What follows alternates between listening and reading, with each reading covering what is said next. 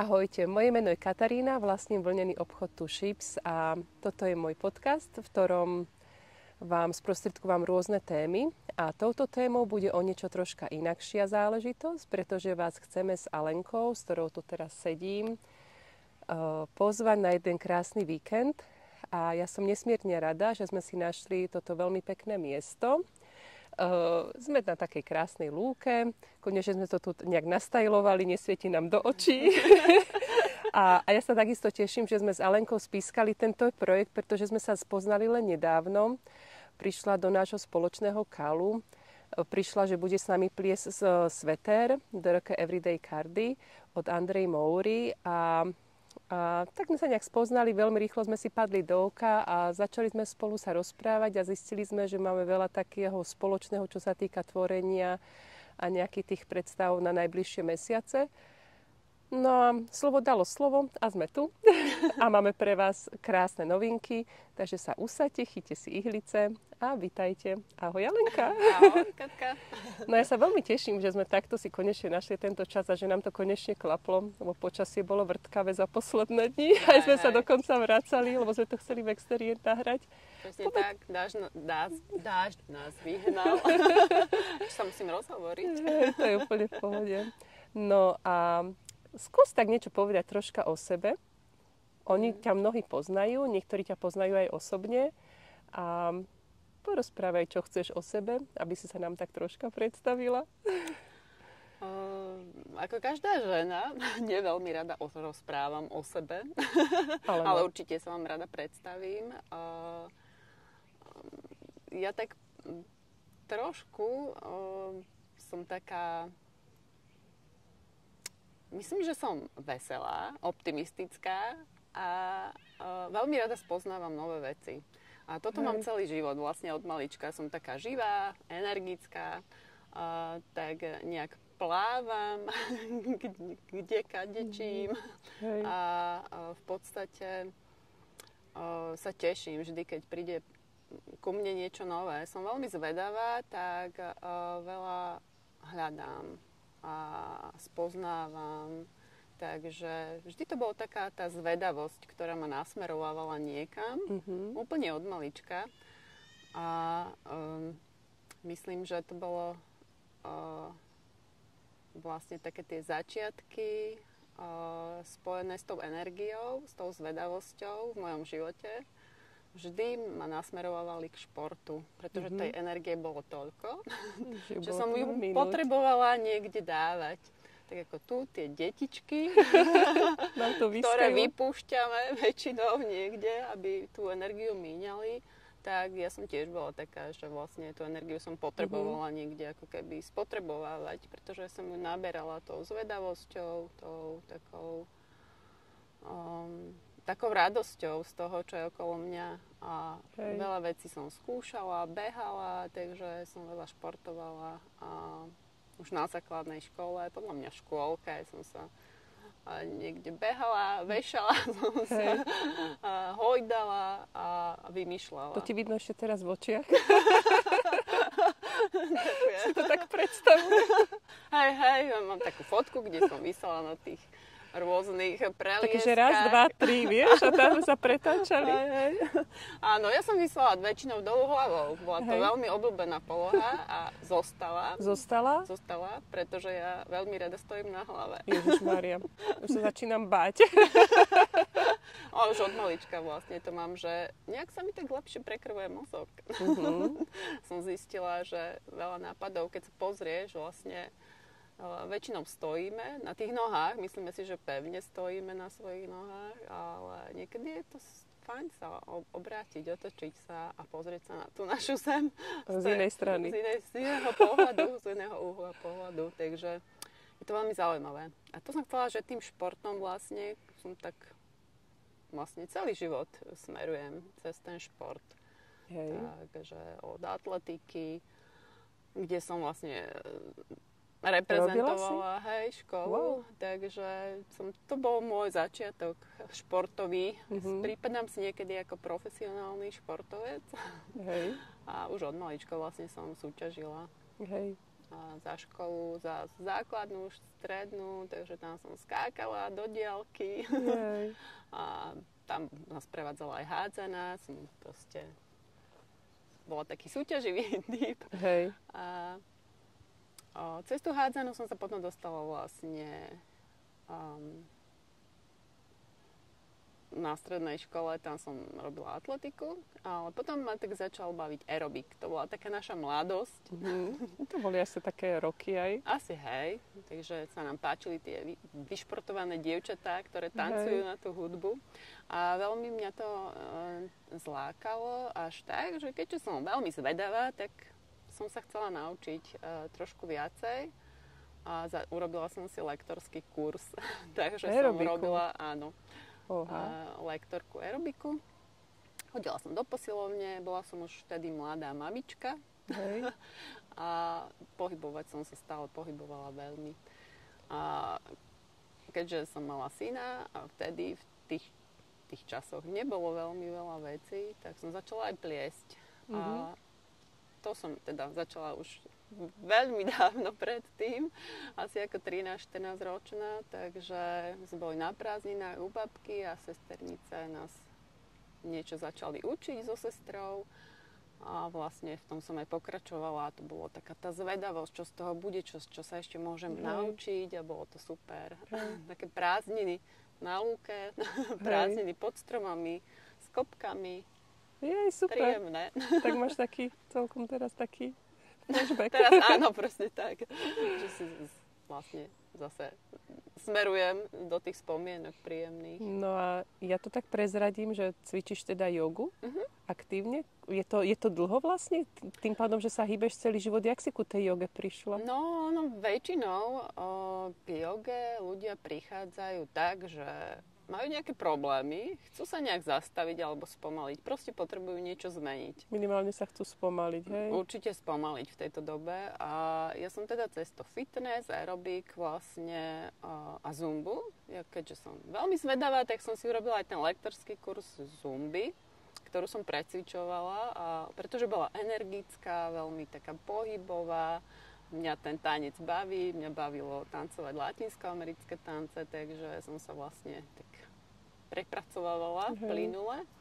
Ale keďže som sa na chvíľočku odsťahovala zo Slovenska a vtedy sa začali moje zdravotné problémy a moje telo povedalo, že potrebuje niečo zmeniť. Aby som nezostávala na liekoch, tak prirodzene prišlo znovu zvedavosť a hľadanie, či existuje niečo, čo by mi pomohlo.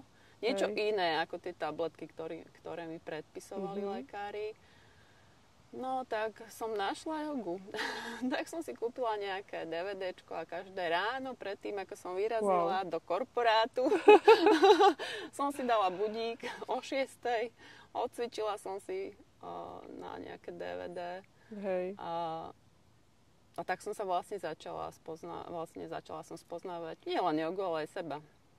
Pretože joga nám trošku odkrýva veci, ktoré nás možno prekvapia. Hej. Ja som trošilinka cvičila, skúšala, ale až k tomuto som sa nedopracovala. Ale tak si myslím, že v tvojej spoločnosti sa možno aj k tomu dopracujem. Budem rada.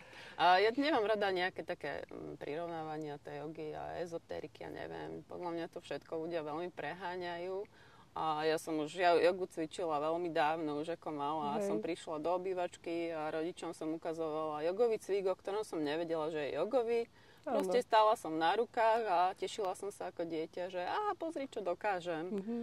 Každú chvíľu som stála na hlave, prevracala sa. Takže to bolo také, keď si teraz zoberiem, že boli to vlastne jogové cviky. Ale joga je úžasná v tom, že pomáha nám nielen ukludniť sa, upokojiť a spoznať možno naozaj to, že po čom túžime, lebo je to prirodzené, že keď sa zastavíme, konečne máme šancu sa nejako vlastne zahlbiť, nezahlbovať. Proste si len sadnúť. A zrazu začneš vnímať tie myšlienky, ktoré ti chodia. Hej. Čo to chcem, čo to nechcem vlastne pre Boha. Prečo ma tieto myšlienky napadajú? A potom sa tak začneme trošku rozoberať viacej. A s tým je spojené spoznávanie vlastne toho okolitého sveta, ľudí, s ktorými sa chceš stretávať, ktorí ti prichádzajú do cesty. Začneš premýšľať, prečo ti vlastne toto sa deje, prečo ti prichádzajú práve takíto ľudia. Čo sa máš naučiť o nich, o sebe a o tom takom plynutí. A to je vlastne život. Môžem povedať, že je to yoga, je to život. Ale tá yoga mňa veľmi upokojila, pretože som robila vlastne pre korporáty ako účtovník medzi číslami a ja som taká vlastne veľmi disciplinovaná, takže som to pekne odsedela, odpracovala disciplinovanie, ale potrebovala som niekde proste vypočiť a vypustiť to. Tú striktnosť. Presne. A v tom účtovníctve o to skôr však. Presne ja to vždycky obdivujem, akože kto to dokáže. Fakt klobu dole pred všetkými, čo to robíte. Ja sa trápim každý mesiac na DPH, keď musím odozdať. Naozaj, je to úžasné, možno aj nie veľmi docenené, ako veľa povolaní, ktoré nedocenujeme. Ale je to taká zodpovedná práca, že mňa už to po tých veľa rokoch vlastne trošku začalo unavovať, vysilovať a stále tam tá duša chcela niečo tvoriť a tvoriť a tvoriť. A ja som tvorila aj mimo vlastne to účtovníctvo, takže stále som si ulietala na svojich obrazoch, pleteniach a aj šití. No a keď vlastne sa teda k tej joge ešte vrátim na sekundu, tak si urobila asi aj lektorský kurz, nie náhodou? Určite, áno. Jasné. Pretože ako som si Lebo doma. si viem, že si bola lektorka, aj si rôzne víkendy organizovala. Presne tak. Takže ono sa to tak nabaľuje, že vlastne... Tak tí ľudia sa chcú stretať, tak si to tak vypýtajú a ty nejak reaguješ, lebo vlastne sa cítiš dobre, jak ryba vo vode. Presne tak, ale ono nie je to jednoduché vlastne. Ten začiatok nikdy nie je jednoduchý v čomkoľvek, či je to v pletení. Viete, že ako ťažko sa vlastne tie očká učíme. To jedno cez druhé prepletať. Aké je to ťažké, nemotorné. A presne taká je aj yoga. Že ľudia podľa mňa teraz vidia mladé dievčatá na fotkách, v tých krásnych oblečkoch, krásne vyšportované tela a myslia si, že toto je yoga. Je aj to. To sú pozície, to sú pózy rôzne, ťažké, jednoduchšie. Yoga je už len to, že si tu sadnem a budem sedieť a budem dýchať. Aj to je yoga, môžem povedať. I tak taký víkend si urobme, že si takto posadíme sa a dáme si takto pred seba.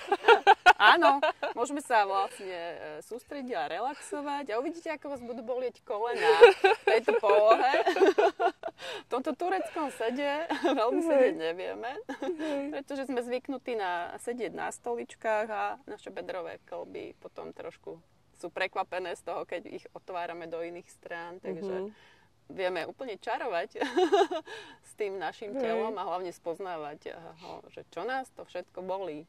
Ale k tej joge som chcela ešte povedať, že vlastne som tiež začínala v jednoizbovom byte sme bývali, takže ráno o 6:00, pekne po tme, ešte niekedy v zime som si pustila to upokojujúci hlas na tom videu a začala som cvičiť a pekne postupne. A tak akože tá zvedavosť ma zase tak nejak začala nasmerovávať, že kto vie, či tie asany cvičím dobre vlastne.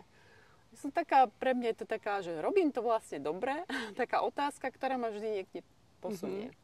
Tak som začala hľadať, žila som v Prahe a vlastne tam som si začala hľadať štúdia, kde by som sa mohla ísť pozrieť a kde sa začne vlastne, kde som začala s jogou. Iba ako tam chodiť a navštevovať tie hodiny. A vlastne som zistila, že veľa vecí som dobre necvičila. A že keď sa ma dotkla lektorka, takže aha, že čo to vlastne cítim. Takže som si začala úplne inak cítiť svoje telo. Po prvej hodine jogy, bola to power yoga, keďže som bola zumbový lektor, tak som potrebovala na niečo vlastne také energické. Ja som zostala úplne hotová. Vyčerpaná fyzicky. Ja som bola párkrát a stačilo mi. A mňa to veľmi prekvapilo, že pre pána Jana, že čo to znamená toto je yoga. Toto je yoga? Veď to je úplne, že som sa cítila veľmi vyčerpaná, ale akože tak fyzicky, nie že psychicky, ale veľmi fyzicky ma to unavilo a prekvapilo. Aha, tak ma to prekvapilo, ale zase som začala vlastne navštevovať a stále tú silu som naberala a vlastne začala som si aj postupne riešiť tie svoje zdravotné problémy. A takto, keďže som bola účtovník, ktorý sedel celý deň o niekoľko hodín, aj 9 hodín za počítačom, niekedy ma tak boleli kríže, niekedy ma začalo... Alebo bedrové kĺby, chrbtica, tak ma tak oslovila. Som začala hľadať na internete a našla som kurz, ako si jogou neubližovať. A bol to kurz lektorský ročný, tak, na ktorý som sa prihlásila. Veľmi zaujímavé bolo, že ma seklo v tom období a vystreľovalo mi tam bolesť. Ja mám proste tak niektoré veci. Tak to, aby ťa preskúšalo, že či si to vieš naozaj to jogou poriešiť a vieš, keby si to neporiešila, tak by si tak možno, že sa vzdávala. To bol taká skúška. Bolo to také znamenie vlastne, že tak naozaj, si to vyskúšaj, či naozaj ti to pomôže a keď ti to nepomôže, či máš tú vytrvalosť, že to naozaj chceš, že možno to pomôže neskôr. Tak som objavovala cez tú svoju bolesť a tá vlastne lektorka, učiteľka jogy, ktorá nás viedla, bola fyzioterapeutka. Bolo to úžasný rok, ktorý som strávila ja ako účtovník medzi fyzioterapeutmi a začala som sa učiť a oboznamovať sa s nejakými výrazmi, anatómiu na svojom tele. Vlastne zisťovala som o našom tele veľa zaujímavých vecí a zistila som, že ako veľmi svoje telo nepoznáme. A bolo to úžasné pre mňa. Vlastne som sa učila sedieť, učila som sa postaviť sa a aj cez tie bolesti som pracovala usilovne ten rok.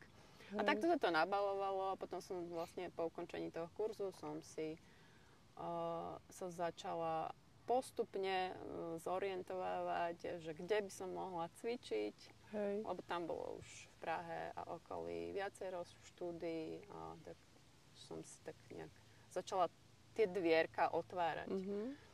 No a tak som si ich otvorila a automaticky tá zvedavosť ma zase posúvala v podstate do ďalších kurzov na zdravý chrbát, ale potom už vekom aj niečo o hormónoch som chcela vedieť a vlastne nenáhodou som sa dostala aj k hormonálnej joge.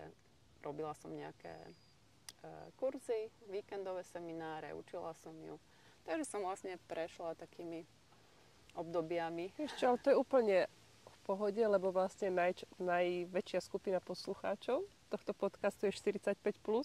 Takže je to úplne v pohode, keď sa budeme na tieto témy baviť. Je to prirodzene viacej žien. A myslím si, že všetky nás to potrebujú. No ale možno, že by sme mohli tak aj postupne, že vlastne ty si bola tou lektorkou, robila rôzne víkendy. Na nás tak napadlo vlastne prepojiť to pletenie práve s tou jogou, aby sme sa troška aj hýbali. Ale hýbali tak veľmi nenásilne, pretože tak ako ja mám minimálne skúsenosti s jogou, sem tam som si bola niekde zacvičiť, ale nechodím pravidelne, tak si povedali, že to tak jemne a nežne zaradíme do pletacieho víkendu. Presne tak. Veľmi nežne upozorňujem, že naozaj nežne, pretože mohlo by to vzbudiť taký ostých, že ja tam nepôjdem, ja som jogu v živote necvičila, ale týmto vám chceme povedať, že vôbec nepôjde ani o to, aby ste cvičila jogu, ale aby sme sa možno, že troška ráno ponaťahovali a potom sa ponaťahovali a porelaxovali zase večer troška. A bolo to také, že vždy to bude dobrovoľné podľa zdravotných možností každého jedného človeka. A to, čo vlastne radi robíme, že pletieme veľmi veľa, tak nejak tak prepojili s takým jemne aktívnym pohybom. Tak, presne. A je to tak, že vlastne... A zrelaxovali. Áno. Takže má to byť relaxačno, tvorivý víkend. A veľakrát je v angličtine knitting is my yoga, takže akože ja si myslím, že to je také prepojenie, ktoré už ani lepšie nemôže byť, lebo v obidvoch tých činnostiach nachádzame také nejaké spojenie. Minule som počúvala taký podcast a pani povedala, pletiarka, že keď pozerá na tie pletiarky, že oni sú jak v tranze, že idú jedno očko za druhým a nechcú sa odlepiť od toho. tak ja si myslím, že nám to tiež vytvára taký pocit troška takého tranzu alebo úplne takého stíšenia, to pletenie. Samozrejme, že pri niektorých situáciách, áno, počúvame podcasty a pletieme, nie vždycky pletieme v tichu. Hej, ale je to totálne, podľa mňa, je to také sústredenie sa na jednu vec a je to v podstate... A takú pomerne jednoduchú, keď už sa naučíš. Dokonca som si všimla, že tie, čo pradú dievčatá, začnú sa učiť priasť, tak je to pradenie ešte viacej, je ešte pomerne taká jednoduchšia, ako keby ten pohyb, lebo vlastne taký v podstate opakovaný, tam nemáš tie vzory, ideš v podstate rovno, však asi vieš aj priasť. Neviem. Nevieš, tak ťa naučím. To som ešte ne. Naučím ťa. Zoberiem na víkend kolovrátok. Veľmi sa teším, že sa niečo nové naučím. A vlastne je to ešte taký jednoduchší pohyb a to sme sa veľakrát zhodli, keď sme boli aj na víkendoch alebo v Zuberci, alebo tak, že to pradenie ti vytvára ešte také väčšie napojenie na nejaký taký ten archetyp ženy a vlastne tú prácu s vláknami, ktorá bola aj v minulosti pre nás taká typická a vlastná. Možno aj to koleso tam niečo spôsobuje. Aj to koleso my sme niečo. V takom kruhu stále nejakom. Akože podľa mňa to je strašne čarovné, vieš, akože takéto úžasné. jednoduché pohyby a naozaj to pletenie, keď sa tak zautomatizuje, áno, sú zložité vzory, ktoré bereme sem tam ako výzbu, ale sú aj také oblasti, kedy ideme vlastne tak, jak sa vraví, do blba a vlastne ideš hladko, ale napriek tomu ťa to baví a napriek tomu dáš ty 10 000 očiek, aby si ten sveter dokončila. Neviem, koľko, typala som si blbosť, hej, proste veľa. Jasné. Ale toto potrebujeme práve, to je to zastavenie sa podľa mňa, ktoré môžeme porovnávať s nejakou meditáciou jogy. Každý to vidí, nie každý, ale veľa ľudí vidí tú meditáciu ako niečo veľmi ezoterické a nepochopiteľné.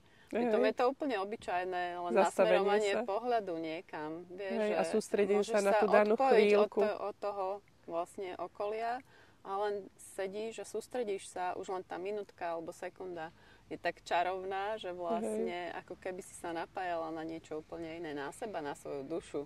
Na to, čo práve v tom momente potrebuješ. A hlavne, čo robíš v tom momente, že veľakrát si neuvedomuje to, čo sa hýbe, tvoje telo a čo musíš vykonať. V danom momente si častokrát neuvedomuješ ako pohyb. Presne. Sa hovorí, že tá meditácia je vlastne ten absolútne prítomný okamih pri tej činnosti, čo robíš. Tak...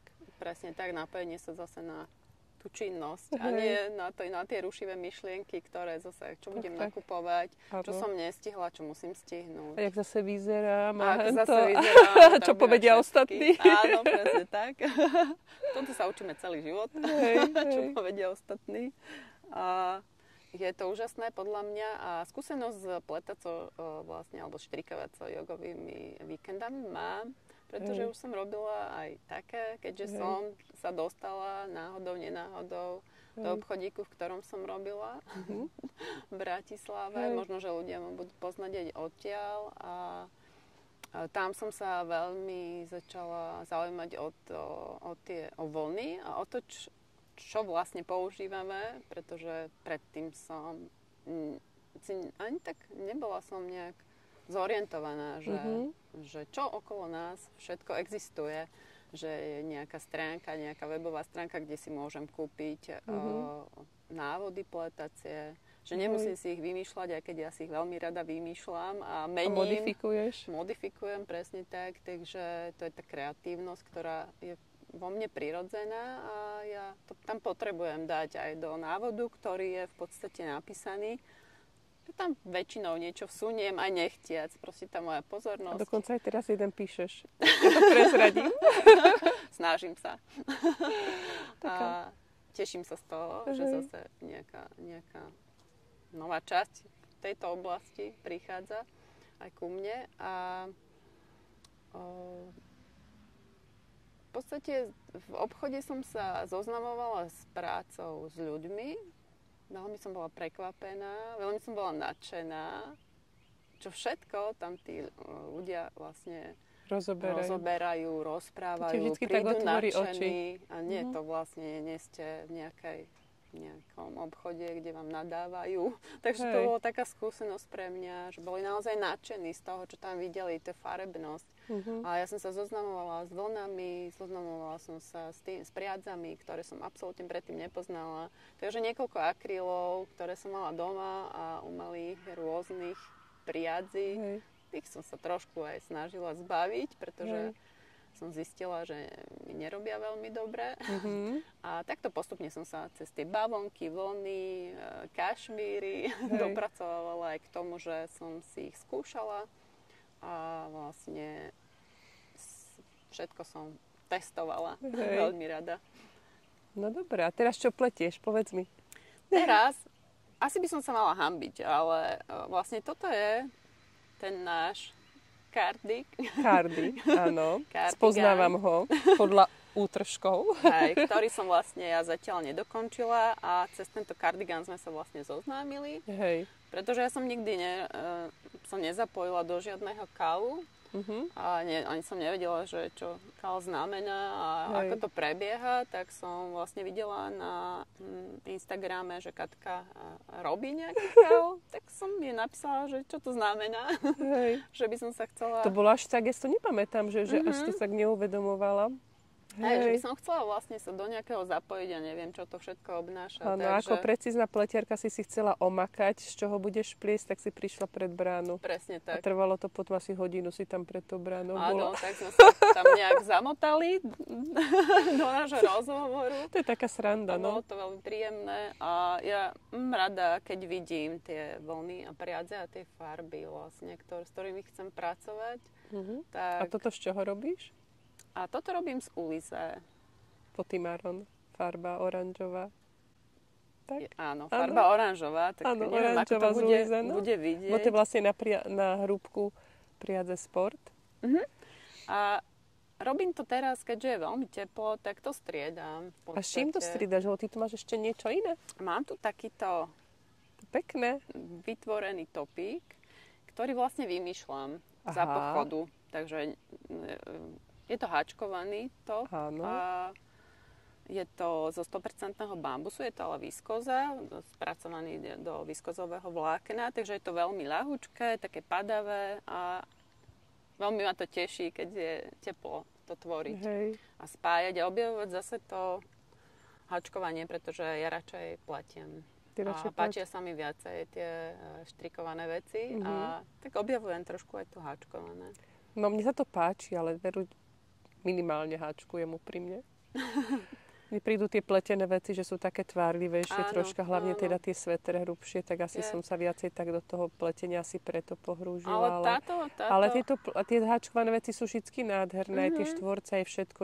Človek to vie robiť, akože je to v podstate za pár typov očiek a potom do toho nejaké rôzne kombinácie. Je to vlastne iná mechanika aj tých rúk a mňa to baví, keď skúšam. Že troška ináč. A niekedy som počúvala aj v obchode, že veľa ľudí, ja mám toho toľko rozštrikovaného a ja tiež vždy mávam nejak viacej tých projektov rozštrikovaných a podľa mňa nemám nejaké výčitky, že väčšinou si to tak akože sami sebe naložíme, že mám dobre. Veľa, tak ja mám asi teraz nejaké... Tam vyťahuješ ďalšie. Tu mám ďalší, letný.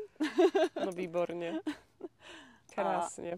Takže je to proste, zoberte to tak, že je to úplne iná mechanika rúk, prstov a určite ako pletiarky vieme, že tie prsty nás bolia nás zápestia, takže je úplne super zmeniť niekedy ten vzor.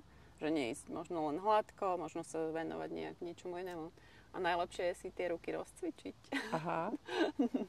No dobre. Takže nezostať v takom nejakom strnulom. Hej, takže nebudeme celý deň pliesť, to tým chceš naznačiť, ale že nás aj troška rozhýbeš. Presne, úplne veľmi jemne, lebo ja už vo svojom veku si vyberám svoj pohyb, ktorým vlastne chcem to svoje telo nasmerovávať, ale určite nie som zástancom toho, že len sedieť zhrbene, ale sedieť... Vyrovnávam pri tebe. A ja sa niekedy zhrbím, je to úplne v poriadku. Ale zase zamrzneme a presne tak, keď dokážeme 5 hodín pliesť, čo ja nemám vôbec problém, aj 6 hodín dokážem pliesť, tak viem, že postaviť sa z tej polohy je veľmi ťažké potom. Keď sa náhodou zahlbím do svojho pletenia a mám sa postaviť a nie je to veru nejaké ladné postavenie sa. Asi z toho niekedy robím srandu, že joginka vstáva. No mňa ešte to malé dieťa tak vyruší, že to každú chvíľu niečo urobíš, ani nie v celý riadok. Ale večer mám také, že keď vydržím večer pliesť, tak tie 2-3 hodinky viem dať, ale 6 hodín nedám, lebo nejak to nevychádza časovo. Ale tak ja tiež, možno som to prehnala, že tých 6 hodín je veľa. Dobre, som rada. Mám výčitky, vieš, lebo mne tento akože Shonatop od Irene Lin tiež trvá. To je náš akože posledný kál, to je z Antigone od Dererum Natura. A má tam 3 opakovania dole a robím teda 4, lebo sme sa všetky uzhodli, dievčatá, že to 4. opakovanie, že bude celkom fajn tam pridať, lebo pani dizajnérka je menšej postavy a aj taká fakt, že drobná útla. Ako tie východné národy, neviem presne skadiaľ pochádza, to není podstatné, ale neviem, či z Japonska alebo skadiaľ. A ona je naozaj taká drobná, sme si to tak nejak neuvedomili, že bože môj, sme to uplietli a že to je aké krátke, vieš, že aj toto sa nám zdalo krátke, ale keď sa tam pridali vlastne očka pod pazuchami, tak nakoniec vyskočil ten výstrihne dostatočne veľký. No a tu tam 4. opakovanie už takmer pred koncom, potom nejakých 6 riadkov a koniec trupu. Takže už potom iba rukávy a z toho, čo vyjde, hej, lebo malo to byť z 2 klbiek, takže uvidím, či vôbec tie rukávy celé budem vedieť dať, alebo nie. Uvidíme. A možno aj áno.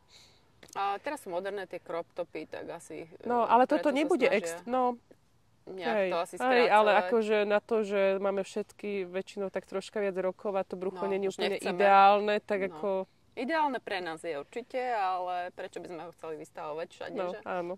Tak, brucho je ideálne. Ja som myslela, že ideálny ten crop top, neviem, či je ideálny. Ale vtedy, keď máme odhalené brucho, tak tam sú aj kríže a ladviny, takže my si ich chceme chrániť. My už sme tak rozumné, že my už tie kríže si veľmi radi chránime a tie nadladvinky, pretože sú to vzťahy a všetko takéto okolo. A to tak viacej budujeme, keď sme staršie. Možno, áno, určite. Si to tak viacej uvedomujeme, že určité veci... Určite si vieme už v našom veku aj povedať a porovnať si vlastne, čo v živote sme chceli a čo nám tak, že čím sme sa trápili, možno keď sme mali 25, čo nás tešilo, keď sme mali 20, 30. A ako teraz pozeráme na svet, že veľa vecí vypúšťame, už toto nepotrebujem vôbec riešiť. Týmto sa zaoberať je úplne zbytočné a je to super podľa mňa. Je to super. Ja som sa presne nad týmto zamýšľala, že možno, že od tej 40-ky to tak príde, že človek začne mať taký viacej uvoľnený pocit na určité veci a možno, že aj niektoré veci si tak uprace, možno, že niektoré veci doplatí, tak už nie pod takou aj finančnou tiesňou a si tak uvedomí, že nie len tou prácou je živý jeho duch, ale aj troška aj inými vecami. Presne tak. A je super, tak sa tak postupne môže uvoľniť. Jasné. A to je ďalšia vec, hej. Keď nás to... Po 50-ke teda ja môžem povedať, že to je úplne iný obraz a zvuk. Takže je to úžasné podľa mňa a veľmi sa ženy boja menopauzy. Teraz je veľmi populárna perimenopauza. Počúvam, že 40-tničky vlastne riešia takéto veci a ja som sa nikdy tak nezamýšľala. Ani ja, lebo ja som kojila dosť dlho tohto posledného, takže mám pocit, že taká zmena prišla tak ináč, že skôr keď som ho po 3 rokoch odstavila. Takže ako ja neviem, jak to tak nejak zatiaľ plynie, uvidíme. Nechcem to urieknúť. No podľa mňa každú ženu to čaká. Áno. Je fajn možno niečo si o tom prečítať, ale keď som si ja prečítala niečo o menopauze, tak bolo to celkom desivé. Také veci, že neviem, či by som to všetko chcela mať a je veľmi príjemné s tým niečo robiť, možno sa tak skľudniť a nepripúšťať si to všetko. Pracovať s tým a stačí úplne sa niekedy len posadiť, mať chvíľku pre seba a dýchať. A to je úžasné. Nájsť si ten priestor. Takže... A vtedy si to už môžeme dovoliť, podľa mňa. No jeden ten priestor bude aj ten náš víkend. A ja teraz premostím, lebo väčšinou je to taký víkend, že chceme si troška oddychnúť od pracovných povinností, od rodinných povinností. Niekto má ešte deti a chce proste len tak zdrhnúť z toho sveta na chvíľu, na víkend a mať vlastne ten čas pre seba. A práve takýto čas sme pre vás pripravili. Pripravili sme pre vás pletací víkend prepojený troška teda s tým pohybom a jogou, ale teda berte to, že skorej s pohybom, lebo naozaj, že tá joga vie byť od nevidím do nevidím zložitosťou. A tým, že Alenka má skúsenosť aj s lektorovaním, tak vie, ako na nás menej skúsené alebo s nulovými skúsenosťami musí ísť. Určite. A vlastne tento víkend sme teda povedali si, že urobíme v októbri pre vás. A bude to 2. oktobrový víkend. Áno. Tento víkend si budete môcť aj zakúpiť na webshope. Organizujeme úplne spoločne a v podstate každá tam chceme vniesť do toho víkendu niečo také nám vlastné. A bude to na mieste? Bude to na mieste u bylinkárky v Hrušove. Presne tak. Na krásnom mieste. Ja keď som toto miesto zbadala, tak ja mám veľmi blízko ku bylinkám. Ja mám teda farmáciu vyštudovanú a všetky moje práce od švočky až po doktorát boli venované medovke. A týmto pozdravujem aj moje školiteľky. A bolo to... Ja som s bylinkami stále prepojená. Však minulý týždeň, keď sme si spolu volali a hľadali miesto, tak proste ja som išla z lúky, lebo ja som si musela odskočiť, lebo ešte som nemala z týchto týždňov nazbierané byliny, čo sú na lúke. Tak som si doniesla vlastne nejaké bylinky, ja som ich vysušila a štetka lesná už je aj v oleji, aj v liehu naložená. A teraz tiež máme. Teraz máme tiež bylinkový čaj, takže ja mám nazbieraný minimálne tak 20 druhov bylín, si myslím. Ono sa to nezdá, ale on sa to, keď takto nazbiera, tých 20 ich bude. Aj teraz, keď chodím doma vlastne po záhrade a vidím tam tú ďatelinu rúžovú, tak aj takto im oškrubávam tie hlavičky, lebo tu som tak na lúke nenašla zatiaľ. Stačí, že pokosíš, už není, ale keď to necháš, tak práve teraz je to obdobie, kedy začína kvitnúť všade. Aj na tých pokosených lúkach, takže... A to je tiež taká ženská, však jasné, áno. Úplne k tej našej téme. Tak myslím, že bylinky sú takže bylinkami mám veľké skúsenosti, si myslím. A minimálne, nie je také ani terapeutické, ale také prirodzené, že mám k ním blízko a proste všade šklbem a všade pozerám tú flóru, kde rastie. Môj muž počúva vtákov v lese a že toto je taký, toto taký a pozerá, čo sa deje, čo sa nejaké zviera, či sa niekde nepohne a ja pozerám stále na tú divokú flóru, ktorú náhodou niekde môžeš nájsť, že ježiš, to je krásne, tuto je tých bylín oveľa viac ako India, tu je krásna lúka a tým, že som z Podunajskej nížiny, tak ako tie lúky sú sakra inakšie a sakra chudobnejšie ako tie v Tatrách. Pre mňa je to naozaj také vzácne, keď vybehnem niekde mimo domov a vidím tam proste tú pestrú lúku a hneď potrebujem si zo pár kvietkov aspoň troška pozbierať a doniesť buď z dovolenky alebo z výletu. Takže to bolo to je úplne super, tento kohútik. Ale nebudeme to strihať, ideme ďalej. Možno to bude dobré. Objavili sme, že je tu kohút. No, ja keby som ich doma nemala. Ste to počuli aj v poslednom podcaste.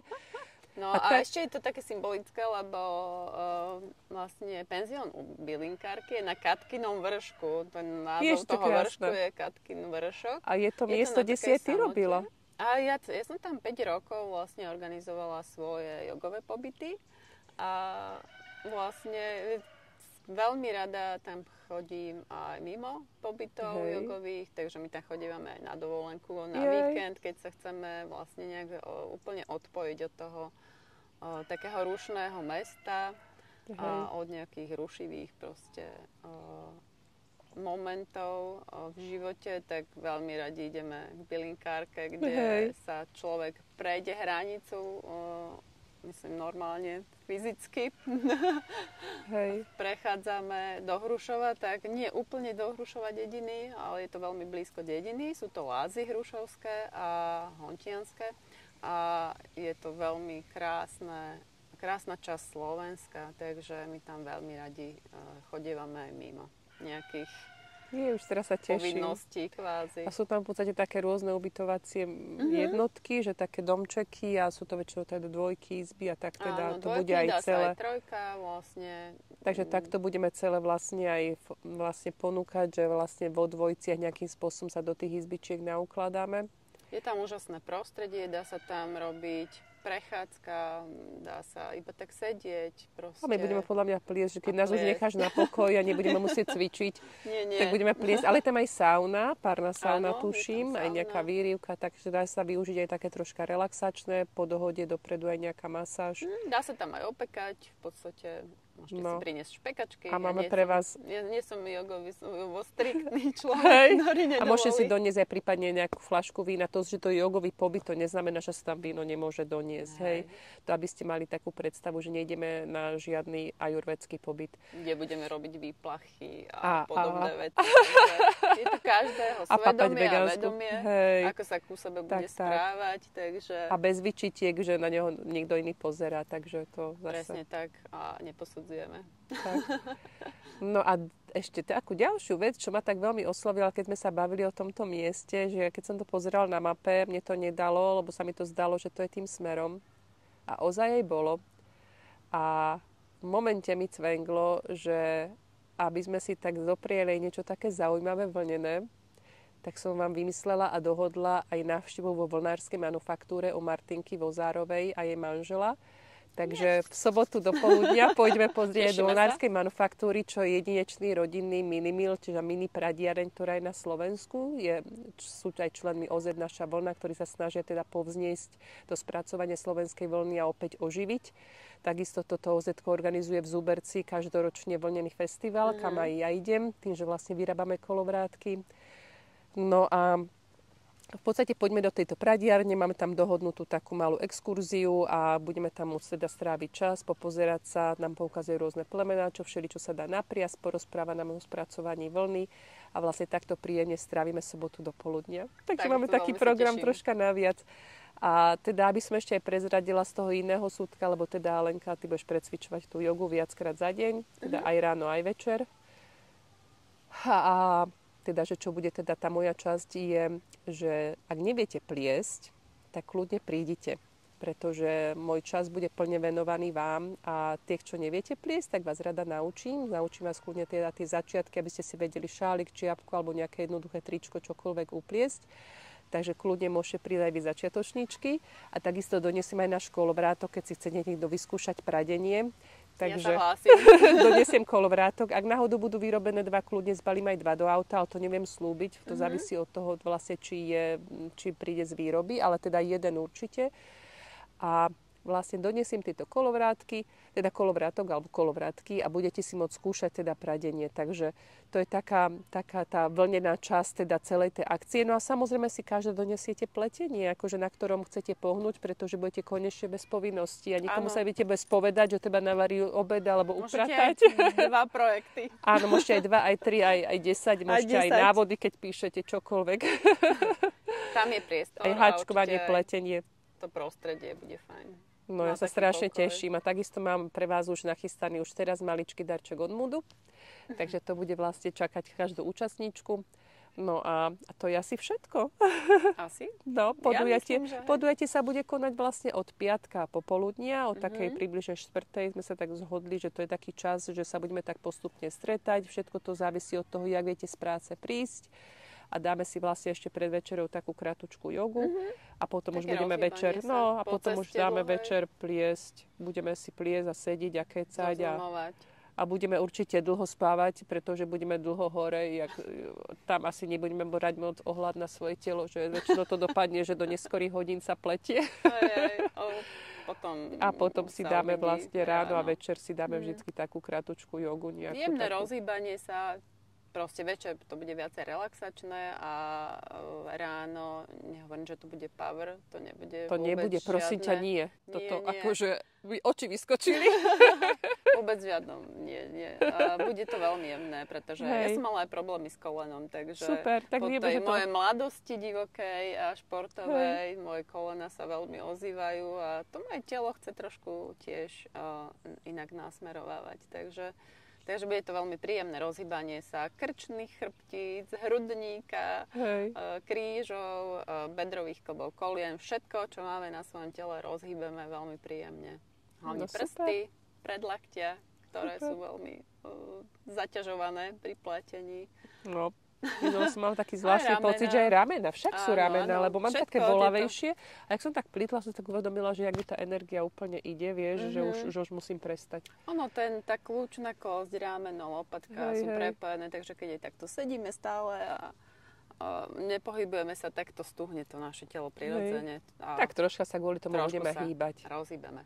Takže žiadna nejaká zásadná prechádzka, kto chce sa bude môcť samozrejme, že aj prejsť, ale tam už nie je nejaké organizované, že by sme robili nejaké turistiky, to nebudeme. Nie. Ale myslím si, že ten výlet do tej príjemné. vlnárskej manufaktúry, že sa spoločne premiestime a vlastne autami, ktorými tam prídeme vlastne, tak to bude také celkom fajn, že troška aj niečo uvidíme také z toho nášho remesla. Super. No. Dobre, chceme ešte niečo povedať?